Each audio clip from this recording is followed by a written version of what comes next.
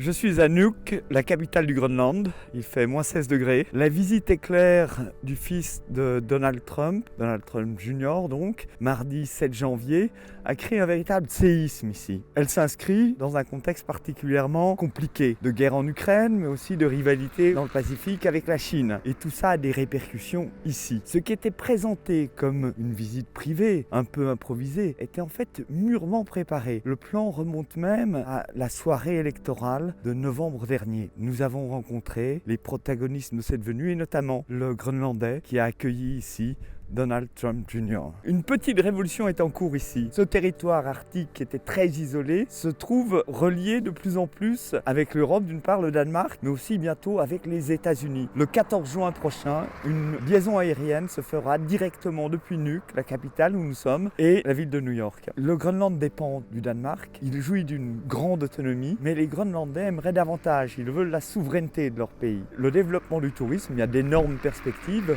pourrait leur offrir une voie vers la viabilité économique de leur île, la plus grande du monde. Mais il y a d'autres perspectives aussi, car le réchauffement climatique permet d'exploiter des ressources qu'on ne pouvait pas exploiter jusqu'à maintenant. Et évidemment, ces ressources, des terres rares notamment, sont convoitées par la plupart des grandes puissances, dont la Chine et les États-Unis.